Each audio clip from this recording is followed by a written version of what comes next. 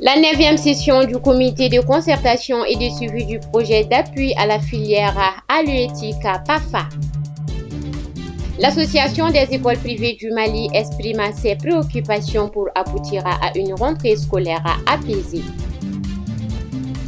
Lancement de la Journée internationale de l'alphabétisation 2024 pour la paix et la compréhension mutuelle. Voilà, c'était les titres. Mesdames et messieurs, bonsoir et bienvenue sur ce bulletin d'information de 19h sur Kene TV. Contente pour moi que vous soyez là devant vos petits écrans à nous suivre actuellement. Je l'avais dit dans les titres, pour faire le bilan et évaluer les recommandations de la 9e session de son comité de concertation et de suivi, les acteurs et les partenaires techniques et financiers se sont réunis ce jeudi 12 septembre 2024 à Bamako sous la présence du ministre Youbaba. Les détails, c'est avec Zanka Ouattara.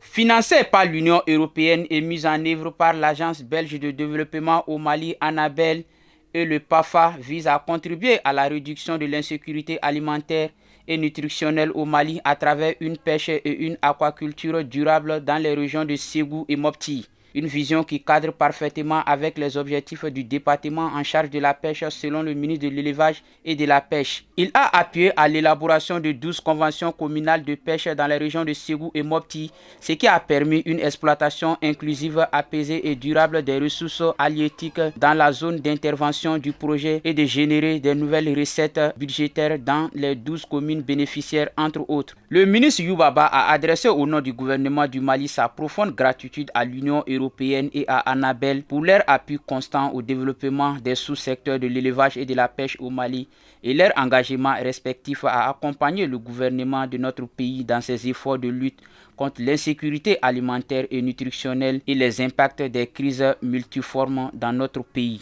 Le Premier ministre Dr Choguel Kokala-Maïga a reçu une délégation de l'Association des écoles privées du Mali ce jeudi 12 septembre 2024 par le président Boulkassoum Touré en présence du ministre de l'Éducation nationale Dr Mamadou Sy Savané et du ministre de l'Enseignement supérieur et de la Recherche scientifique M.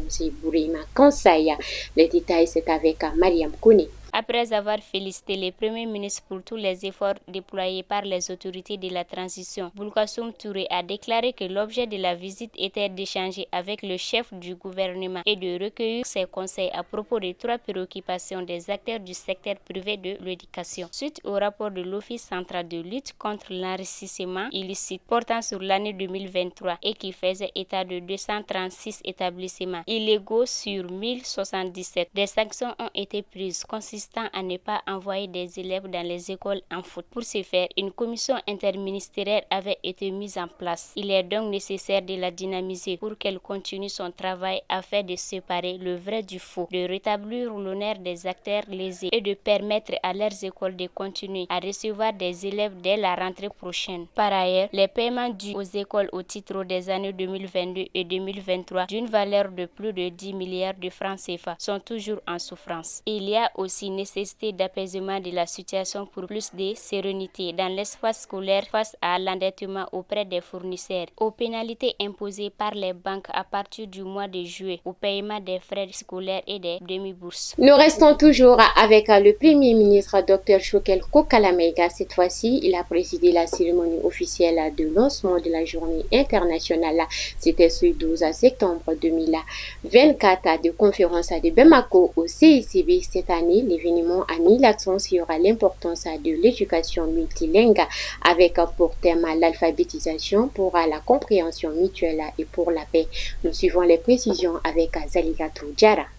La cérémonie a rassemblé plusieurs acteurs du secteur éducatif, des représentants d'organisations internationales ainsi que plusieurs membres du gouvernement. Il s'agit de promouvoir l'alphabétisation dans différentes langues pour renforcer les liens sociaux, favoriser la diversité culturelle et surtout construire un environnement de paix et de cohésion sociale. Après l'exécution de l'hymne national à langue nationale Bamanankan, Soninké et Sonrei, plusieurs initiatives en faveur de l'alphabétisation multilingue ont été saluées par le ministre de l'Éducation nationale Amadou Sy Savani. Les partenaires internationaux comme l'UNESCO et l'UNICEF ont également réitéré leur soutien au Mali dans sa quête pour améliorer les taux d'alphabétisation et promouvoir une éducation plus inclusive. Le Premier ministre a insisté sur le rôle fondamental de l'éducation multilingue pour répondre aux défis socio-économiques du Mali. Il a souligné que dans un pays comme le nôtre où coexistent plusieurs langues et cultures, il est nécessaire d'avoir une approche éducative, inclusive et multilingue pour garantir une société harmonieuse. Le Premier ministre a encouragé les acteurs présents à poursuivre leurs efforts pour offrir une éducation de qualité et accessible à tous. Cet événement a été l'occasion de plaider pour une meilleure valorisation de l'éducation non formelle ainsi que le renforcement de ces acteurs afin de former des patriotes au service du Mali Koura.